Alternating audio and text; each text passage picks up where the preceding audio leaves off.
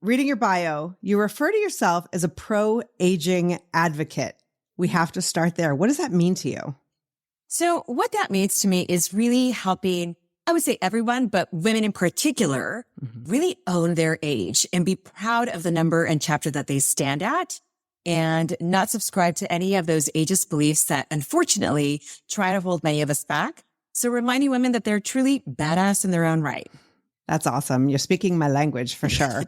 There's so much out there though about pro-aging. And then we see women like J-Lo and others and we're like, yeah, she looks amazing. But like, it feels like it's not the realistic pro-aging. When you talk pro-aging, are you talking about mind, body, spirit? Are you talking about work? What are you referring to? Yeah, you know what? I'm going to actually go back to the J-Lo kind of conversation because I feel like oftentimes I think a lot of women in this, and we're talking like 40, 50, 60 plus, right? Yeah. There is a huge divide between what women think that we should look like, act like, and everything, right? Should we touch Botox or should we color our hair? Should we stay gray? Should we get a little, tuck here and there? It's this idea of like, I feel that pro-aging is really about you owning how you want to feel about yourself, not necessarily being driven by the ideas or influenced by what people think you should look like or think you should do, but rather what makes me feel good. So pro-aging from the standpoint of like looking in the mirror and saying, hey, you know what makes me feel good? What makes me want to celebrate my age? And if that means like myself coloring my hair, then hey, more power to you, right? Right. And it means growing your grays, more power to you. But the idea that there is no judgment and that we at 40, 50, and 60 plus can look whatever way we want. And each of us has the power to own that and celebrate without judgment of others. Right. And that's the big part, right? Because pro-aging might look different for you, for me, for someone listening. And so I, during the pandemic, was like, I'm going to try that gray thing. I'm going to see. And I did a almost 2-year experiment. And I realized I actually have a gray streak, which I thought was pretty cool. But it wasn't the gray that bothered me. It was the mousy brown that came along with it. That was just like, there was no vibrance to it. I felt dull. If I could have kept the gray, but had like the brown stuff look a little bit more vibrant, I probably would have kept it. We tried. I made my hair guy crazy. And I've got gray too. Like, I mean, I'll show you like right here. Like if I let this grow, I'm sure it would be like you're saying, a streak. And I feel like at some point in time, I will do that. But for right now, I like my dark hair and it's, what I am comfortable with and what I enjoy seeing in the mirror. So until that point, we'll continue to color. We'll keep the colorists in business, right? Exactly right. Exactly right. Trust me. Guadalupe Hurt is a 4-time entrepreneur, pro-aging advocate, speaker, blogger, and middle essence life strategist.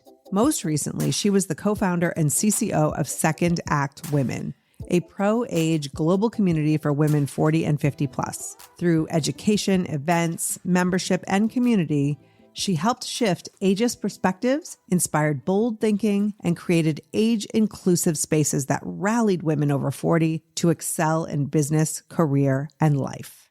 Now, Lupe has taken a long overdue sabbatical, focusing on her own physical and mental health. What she's learned during this time can help us all prioritize our own selves.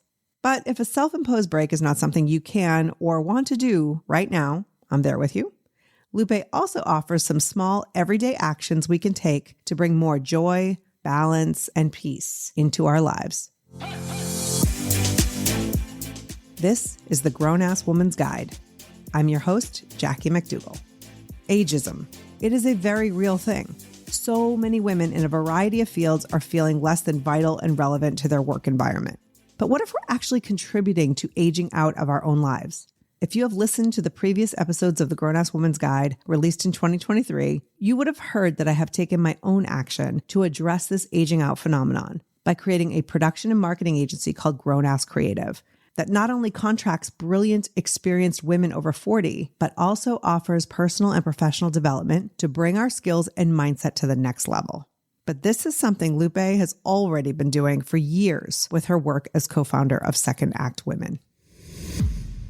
Grown-Ass Creative is something that I recently announced.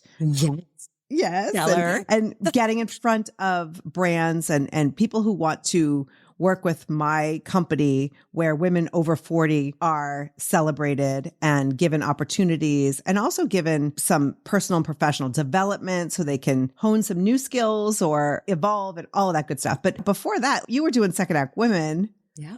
You were seeing these women who are feeling like they're aging out, felt like maybe that they were end of the road. What did you discover and how did you address those issues? Yeah. So I was co-founder of Second Act Women for almost 4 years. And, it was quite the spectrum of women. So I'll say that there were women at all stages in our community. So some women that felt super in the zone of who they were at 40, 50 plus and were owning it. Other women were a little bit more on the periphery. And some women were barely entering, so didn't really know kind of how to navigate what we called adolescence. And so it was women at all kind of stages. And so what we found was that regardless of where they were in their storyline, there was an underlying narrative about what existed or how society saw us as women over 40 and 50. So even though we maybe felt superb and felt like I'm on top of the world, we still were finding that those women were still encountering real ageist experiences on the job, in entrepreneurship, heck, even in society, like in everyday just exchanges. And so what we found was that unfortunately, gendered ageism is a growing truth for a lot of women, and how we deal with it or how we navigate it really starts with how we feel about our own selves first. Yeah. Because we can't necessarily change how everybody else sees us. But if we own our own truths and feel good in our own skin, there's a chance for us to really kind of rise and re-educate and re-script our own narrative for others to see as well too. Yeah, absolutely. So how do you do that? How do you take somebody who's feeling insecure and not confident and feeling like she's done for and help her feel better in her own skin? It comes back to what you're doing through your initiatives, through what we did with our community. I mean, Second Act Women still exists. My business partner still is keeping it, the flag going, and I'm doing some work on my own through my work. But it's really building community, making sure that women know that they are not alone, that there are other women exactly in their same shoes. And really, honestly, it's that whole concept of the hand forward and the hand backward, right? Yeah. Like making sure that we share our experiences, that we talk about how we're navigating adolescence, talking about the truths, the good, the bad, and the ugly, right? Yeah. And then really, hopefully being there for all the other women, right? Being that cheerleader that we all need so that when we find ourselves in situations like that, we know that we're standing side to side with other women that believe in us. Right. And see us in the air as we should be seen, not the way that others want to see us. Absolutely. And so you said something that really sparked something in me, that hand forward and the hand back. Yeah. Many of us know and have been told on social media or through our careers to reach back, right? And to pull the next person up. And I am a firm believer in that. Getting that hand forward where you're trying to get help yourself, where you want mentorship, where you want support, maybe you want to start a business or change careers. How do you ask? Or first of all, how do you find it? And then when you do find it, how do you ask for that? Because I see more women struggling with the hand forward than the hand back. Yeah. Or did I get the hands wrong?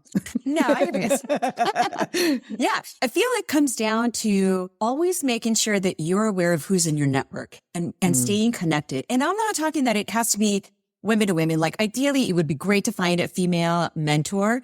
And sometimes we can find them in the space that we are in or in the industry we're working in. But sometimes that's a male ally, right? Or sometimes that is a group. And so it's truly understanding and finding those, but really starting with your network, because your network is something we've grown over the last 40, 50 years, right? Right. And so to be able to kind of go back and with a fine tooth comb, see who believed in you, at the beginning, who's been there for you lately when you're posting and supporting your posts, right? And then honestly, women have a hard time asking for help, but we've got to do that. Yeah. It's something that we oftentimes feel like it's a handout, or that if I ask for help, I'm going to be seen as weak.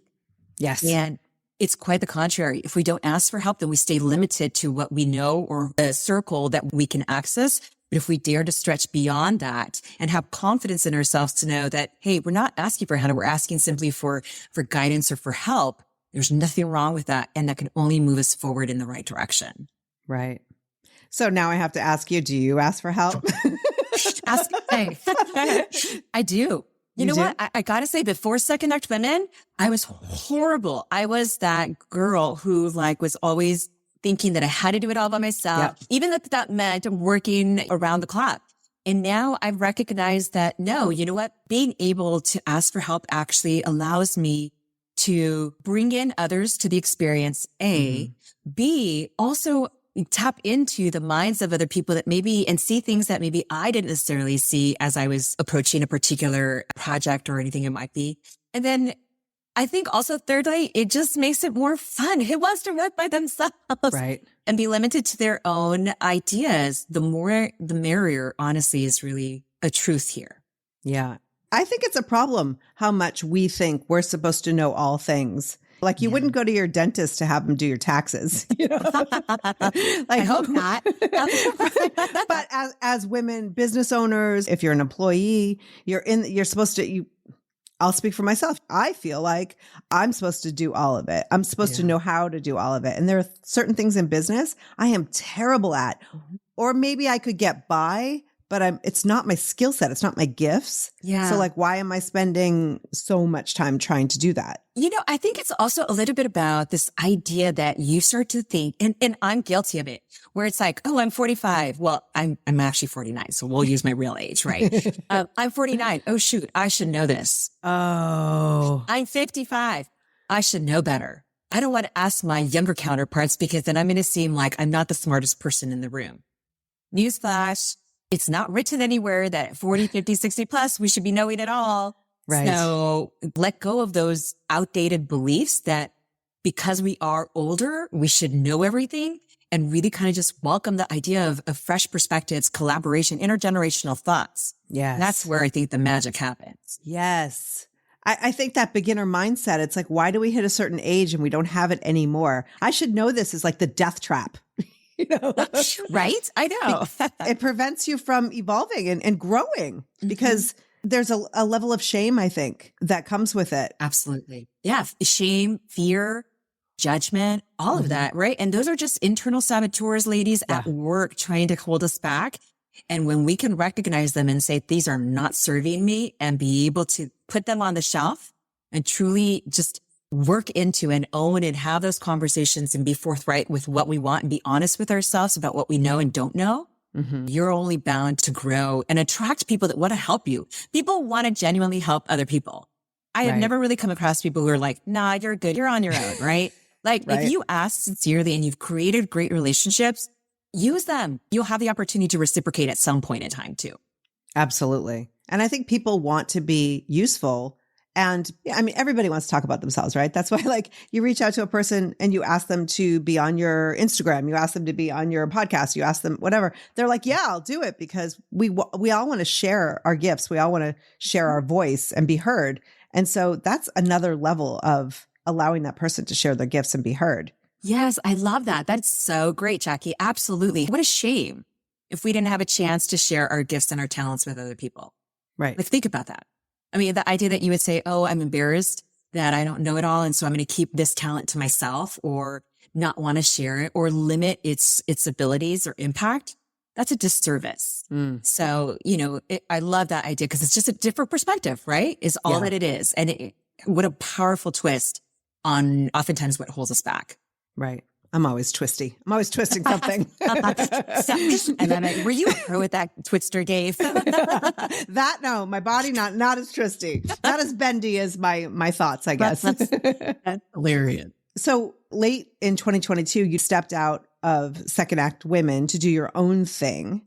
And you and I had a call and you were talking about sort of recalibrating. Yeah. And it was such a powerful thought to not be doing, but to just stop and sort of sit in where you are and recalibrate and figure out where you want to go. Can you talk to me a little bit about that? Yeah. How did that happen? How did you have the courage to do that? I wish I could say it was a blessing that I just walked into. Unfortunately, it was the result of years of being an entrepreneur and me hitting the wall with burnout and saying, I can't operate at this pace anymore. And what I call it is a self-prescribed sabbatical. Honestly, it's this idea that I realized that I was no longer operating at my best. I was, in essence, just spread out too thin. And I was part of a community where we were all about helping and serving our women over 40, 50s and being their biggest cheerleaders and advocates. And I found myself not doing that for myself. I found myself at a point where I was so burnt out. I was working crazy hours. We weren't getting compensated. So we were trying to make, rob Peter to pay Paul. And there was just so many stressors involved in it. And although I was intoxicated, and I still am, by the mission of our organization, at the time, I just hit a wall and I could no longer continue that path and have it be healthy for me, both personally, professionally, but also just mentally. And so I said, you know what, I'm going to step away. My partner was amazing and totally understood, which was great. But I decided I'm going to just slow down and see what it's like to not have to step into the grind, right, and slow down. And I've slowed down for the past 5 months now, if you can believe it. Wow. It's been 5 months since I've left, and I've grown so much and learned a lot. It's been amazing. What have you learned about yourself in that time? I learned that, I think one of the biggest, revelations for me was that I am a pleaser. Oh. I realized that there was a lot of things that I was doing because I wanted to please other people, be liked. I am naturally a giver. And so what I found was that I was overextending myself in that capacity because I was really wanting to always be there for other people. And so what I realized about myself is that I can do both. I can be there for someone else, but I can also have the wherewithal to take care of myself. I think as women, we are natural caregivers. And so that becomes something that naturally we just step into, but it can't be at our own demise. So I learned how to put up boundaries. I learned how to kind of reprioritize myself, not at the expense of others, but in par with others. And I learned that there is an opportunity to both be able to give and receive. So this is where I started to learn how to ask for a little bit more help, support, guidance, conversation. And I learned how to be still, which was crazy because I'm not one of those that sit still for a very long time. There is beauty and power in just calming the mind a little bit and not falling victim to this whole kind of chaotic world that we live in that's always having you go 24/7. Yeah. And I think there are specific women too, I believe, and I am one of them, who finds their value, our value, in doing and achieving and being able to handle so much. And I don't know if it's burnout because you just hit a wall with how much work you've done, or you just get to an age where you're like, who the hell am I doing this for? Who am I trying to impress? Yeah. Because a community like Second Act Women, I can only imagine that you were giving and giving and giving. And frankly, there are a lot of women out there. I'm not going to necessarily like credit to your people, but who just want all the information, but they're not willing to give in return. So financially, they don't want to pay for it. And there's this expectation that if you're passionate about what you do, that you'll do it for free, but your passion doesn't pay the bills. There is truth to that. We know of a lot of organizations where it's give, and it's not reciprocated. Fortunately, there was a great part within our community of women that were very supportive of our organization and still continue to do. And, whether it was through volunteering or participating in our paid programming, would I say that that's the majority of the community? Not all of them perhaps maybe had the opportunity to participate so I'd like to think. But yeah, you're right. I think there is this idea that because it is intended to be a goodwill project or a social impact project, that there should be no payback on that, or you shouldn't make money on that. Yeah. And to that, I say that's bullshit, honestly. Well, hopefully I could. You're good. You're good. I think that's bullshit because you should be able to create, this world into a better place, but you should also get paid for your work. And that was hard for us, I think, and I know I don't speak out of turn, and I know my partner would agree. Like, there was a lot of times where we're just like, oh my gosh, how are we going to make ends meet? But yet we kept at it because we believe in it. Right. And that's the hard part, right? I think that's where a lot of women face too, where it's this idea of like, I love what I do.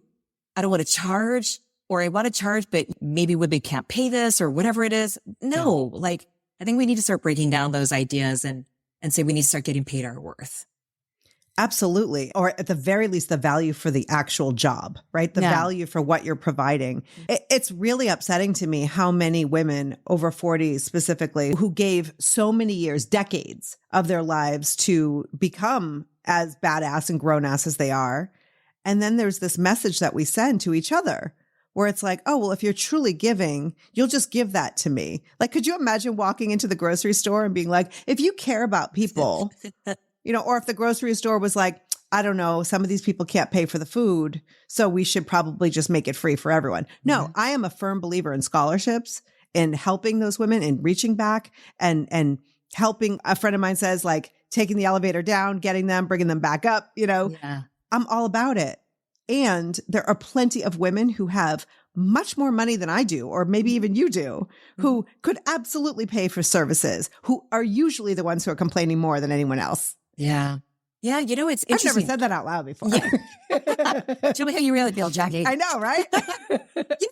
I think there's also just a retraining. I think one of the challenges we found in our community was that it was predominantly comprised of entrepreneurs or solopreneurs, what we'd like to say. And what we found was that a lot of women were having issues billing their, like you were saying, at least the cost of what they were providing. So whether it was a service or a product or whatever it was, like there was a lot of women that struggled. And I think it came down to just this, I can't be charging this, or this is too much, or I had to justify it with, I'm charging this because of XYZ, right? Yeah. And that is a woman thing. Yeah. I've never heard a guy tell me it's going to cost you X and here's why. Right. And it's something that we need to retrain women to just say, hey, you know what? It's going to be $5.99 or whatever, right? Yep. And just leave it. Let it sit. And let's see how they react. Odds are, that they may not push back. And if they do, then you can kind of go into your dissertation. But oftentimes we feel like we have to justify what we're charging. And that has to end, ladies. We need to definitely start to make a living because nothing's for free. Like you're saying, the grocery store is a perfect example. That'd be all nice considering the cost of groceries these days, but Seriously. It ain't going to happen, right? They should do something. But, I will say this. If you're listening and you have benefited from another woman's blog post, and we're going to get into yours in a second, or podcast or, free content out there, and we are not asking for a dime, just stop for a second and say, how could I support in other ways? How could I share this with a friend? How could I post this on my social media? How could I send them a message that says, I listen regularly and I really appreciate this? Like, I don't think that we realize how much of a difference we can make in a woman's life by just acknowledging like, hey, I heard that episode and it was really impactful and I appreciate you being candid about that or whatever. You know what I mean? Absolutely. I love that, Jackie. Yeah, no, I think that's important because I think sometimes we get in our heads too, like, I don't know if you ever thought, but I know I've thought about it with my blog too, where I'm like, why the hell am I writing this? Is anyone even reading it? Like, does it even matter? Is this thing on? Right? You spend your time. You spend time creating this and you do it with the intention of helping others. And then it's like crickets. So I love that idea of saying, hey, pass on, whether it's like, check out this blog or check out this podcast or recommend you on to someone else, whatever it might be. Like, you never know. But yeah, you're right. There's always intrinsic value in that kind of share. It doesn't always have to be financially compensating someone. Absolutely. So let's talk about your blog. Okay. What made you decide after all the hustle and all the work that you have done, I'm going to stop and take this time and just start writing my thoughts about what you call middle essence? Yes. Middle essence. Just like adolescence, right? Middle essence is just midlife. It's called Dear Midolescent. It's on LinkedIn right now. And I'm at the point where I'm trying to kind of grow it so that I can be a LinkedIn influencer and they start to kind of promote it for me. And then awesome. So I got to thinking what today I had just literally, I think I was on my sabbatical for about a month in. And I kind of just started to get a little itch. I've always loved to write. I mean, I have a communications background, so I've always done some kind of writing. And for me, I think it was more of a cathartic journey. If anything, I wanted to really put into practice and share some of the tips, personal experiences that I had come across as I was, turning 40 and beyond. And what I found through our community really kind of stemmed from that was that people grow and learn when we share. And when we dare to be vulnerable and when we dare to say, hey, you know what? I don't have all my shit together, but that's okay. I'm going to still share. And hopefully what I went through maybe will help you not go through the same shit so that we're all kind of, moving each other forward a little bit better. Right. And so I kind of come out of Second Act Women with that mentality of the power of the share. And so I decided, hey, you know what? Why not start to write my own blog about my quirky thoughts, experiences, the ups and the downs of what I've been kind of going through. And it's been great. I've loved it. I see both equal parts contributing, but equal parts cathartic for my own self. And the responses I've been getting from people, both men and women, has been really encouraging. And so it's just a weekly blog on LinkedIn that you can check out if you're interested in diving a little bit deeper into my head. Absolutely. We're going to blow that blog up, aren't we, ladies? And I get an email because LinkedIn, I don't know, I never check my notifications. So sometimes I get a bunch of emails from LinkedIn and I turned them all off, and I get your blog sent via email whenever you post on LinkedIn. So, which is convenient for me because I'm not as regular with LinkedIn. I need to be better with LinkedIn. So I'm glad that I get it in email. Didn't know that.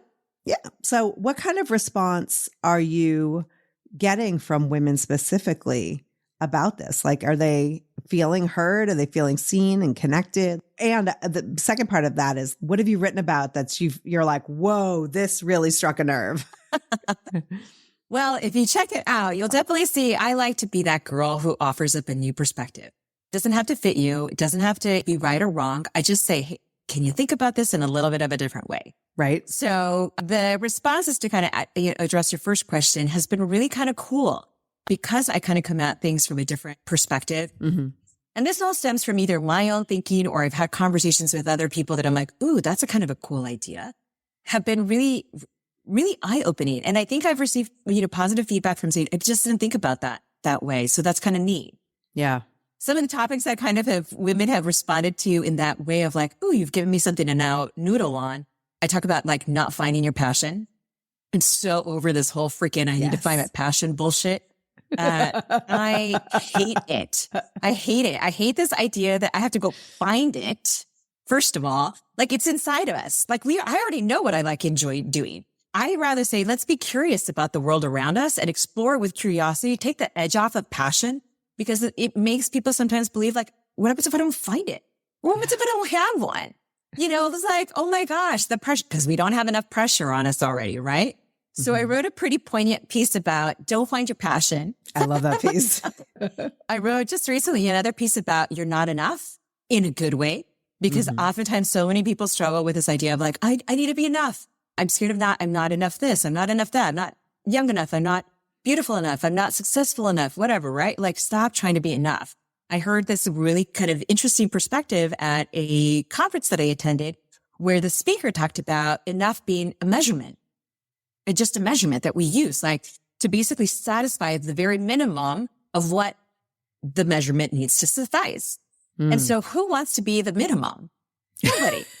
Nobody. But there is all this conversation about there that's being thrown our way about you should strive to be enough. You're enough as is. Well, no, you know what? I am. That's what you should strive to be. I am. Not enough. I just am. And because I am amazing by my own birthright and by my own divine creation. I don't need to go be seeking measurements to tell me I'm enough in this category or not enough in this one. Like, so I tackle topics like that.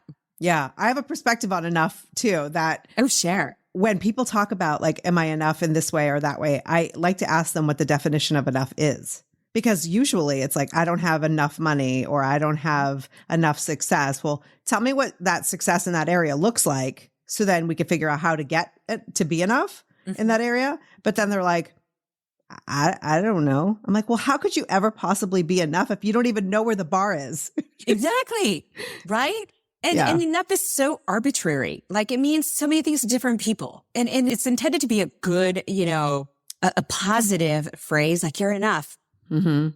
And I think sometimes we just don't take the time, myself included, guilty, to go and look up the definition of what it means and say, is this really black and white what I want to be? And then determine it for yourself. So I have fun with kind of having some conversations about kind of things like that. I also talk about just how, our value at 40 and 50 plus and what does that look like and who gets to determine our value.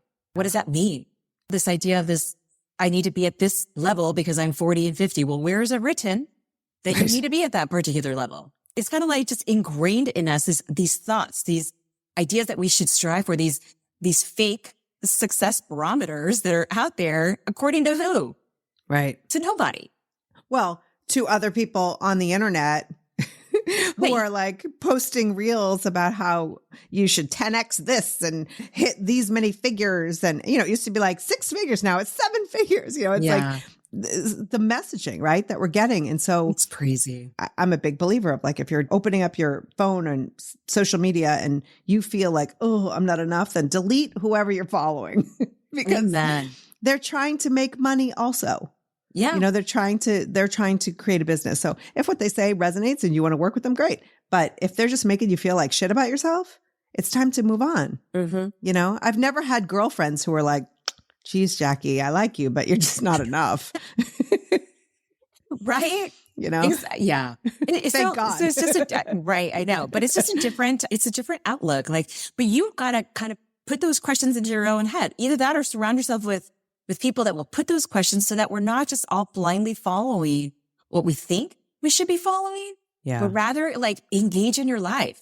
Question what doesn't, fit you anymore. We're not who we were at 20 or 30. Heck, I'm not even the same person who was at 40 now at 49. Yeah. So why am I still using those standards? That bar that I set back when I was 20 is not applicable to me anymore at 40. So why haven't I changed that? Right. Absolutely. I mean, you wouldn't expect a 20-year-old to be exactly the way they were at 10, but like even at 51, you're like, yeah, exactly. Like it would be a problem if they were the same. Isn't that crazy? But at 51, this expectation that I should be the same as I was at 41 is ridiculous. Yeah. And we're talking looks and everything there too, right? Like I should look at like the way that I did it for you. Well, no, that's not going to happen. So why do we put on these pressures that says, oh, I can't, have my wrinkles or I can't feel good in my skin. Well, we're all going to age. Yeah. Like, shocker. If we're lucky.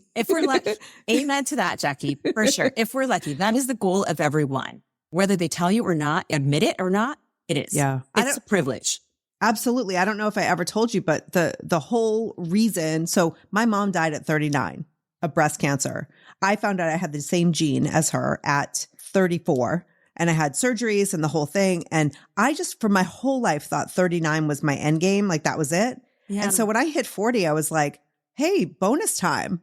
And it was this like freeing thing that I was like, I don't have to listen to what everyone else thinks I should do with my life. Like, I'm going to do some shit. Like I'm going to do some stuff. And so to me, like over 40 is a time of freedom to discover yourself and rediscover yourself over and over again. And if something's working for you, keep doing it. If it's not, like pivot or shift or try something different. I mean, you're the epitome of that, like shifting and trying things that are different. And so I'm trying. That's all we can do. But let me ask you this. So someone might be listening and it's like, oh, that sabbatical sounds incredible. I will admit it. Yes. You're in a place of privilege that you get to have that. So what if somebody doesn't feel like that's an option in their life? They want to try other things. They want to dip their toe in some other exciting ventures. Do you have any advice for becoming more of who you want to be, but knowing that you kind of have to be in this space still? Wow. Yeah. I agree. It is a place of privilege that I can afford to take this time off. And granted, I'm doing some side gigs, so it's not like I'm 100% off the clock. Yeah. But, if you find yourself where you're like, I got to work and I can't just take this time off, there's a couple little tinier things that you can do. Even taking a look at what can I carve out in my day?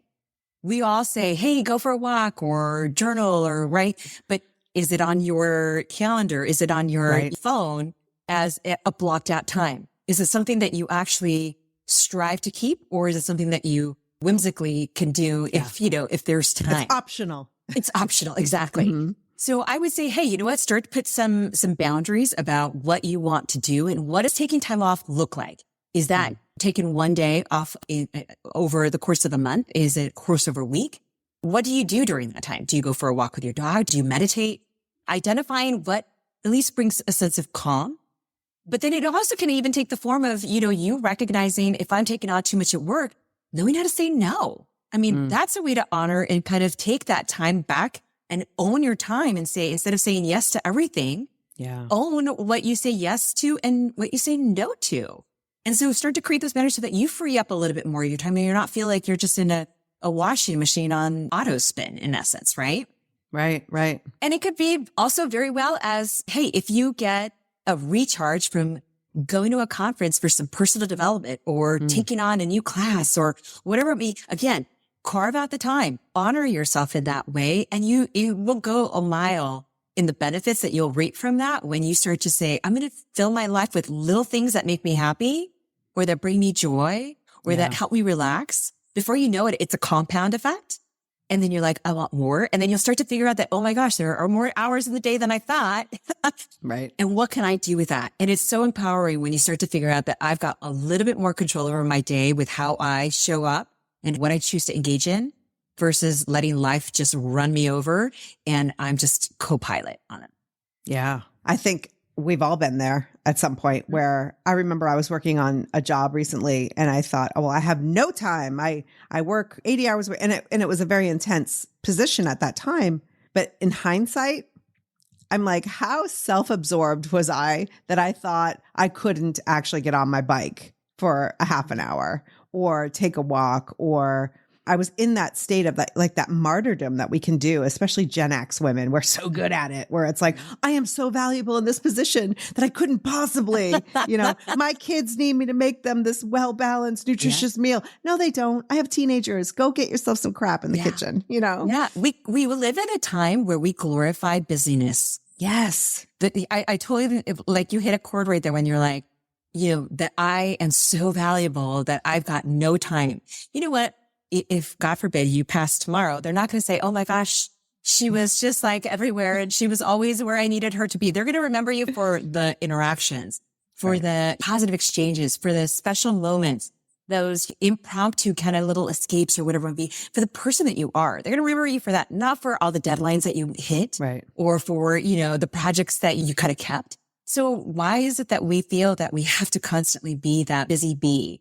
Right. I think that's one of our biggest detriments. And I think we need to shake off and say, no, it's not about being busy. It's about how much time can we spend, quality time, spend with ourselves and with others.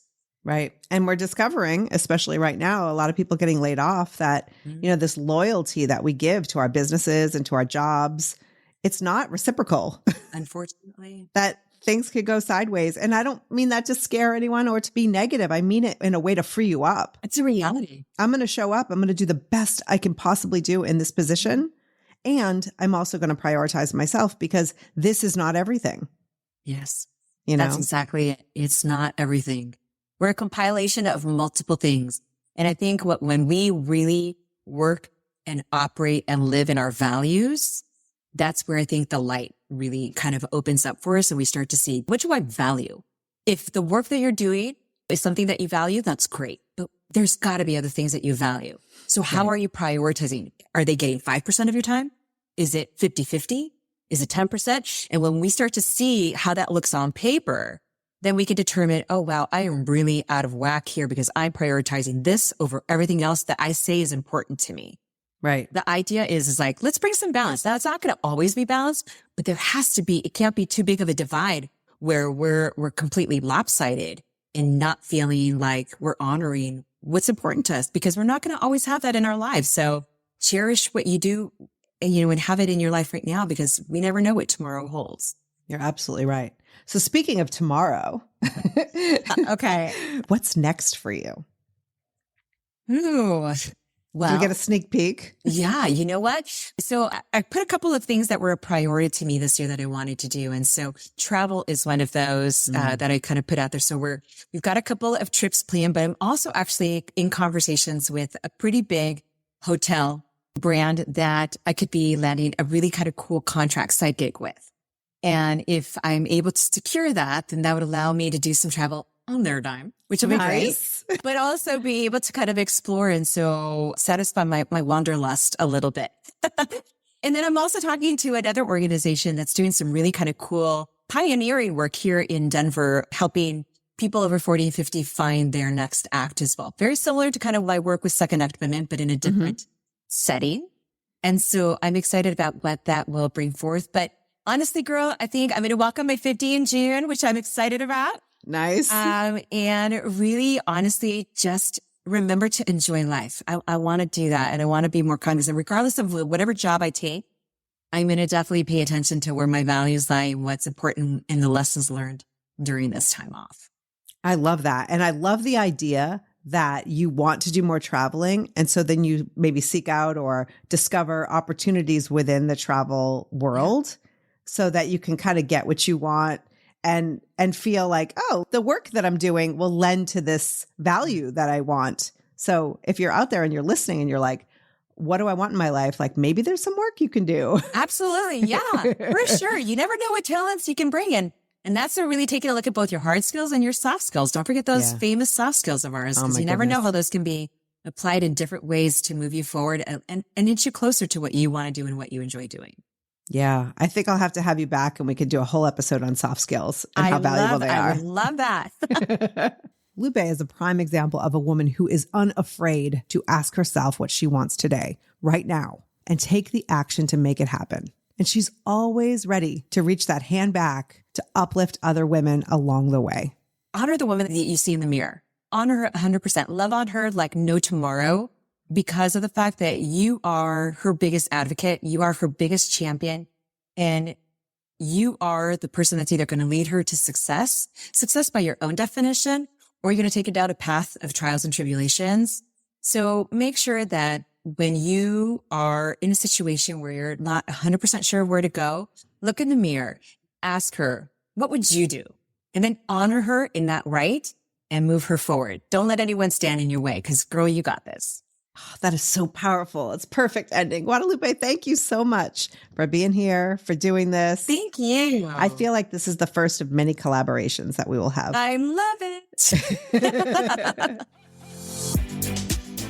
To read Lupe's blog, check out the link in the show notes. And remember, sharing another woman's work with others is a small but impactful way to support each other. Because when we take even just a minute to uplift one another, we all win.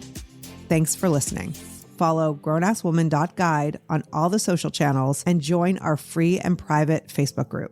I'd love to connect there. For a transcript of this episode and more, visit grownasswoman.guide. Until next time, remember, you are a grown-ass woman. Act accordingly. The Grown-Ass Woman's Guide is produced by Grown-Ass Creative, a podcast production and marketing agency that provides career and professional development opportunities to women over 40. For more, visit grownasscreative.com. Spring has sprung, and with the change of seasons, sometimes comes an increase in vitality. If you're feeling in the mood for a little more personal time, may I suggest Coconut. Coconut is all about providing clean and natural ingredients when you're enjoying your most intimate moments, with or without a partner. Naturally safe products developed by people who are obsessed with quality. Get 15% off with promo code GROWNASS at grownasswoman.guide/Coconut. That's 15% off with promo code GROWNASS at grownasswoman.guide/Coconut.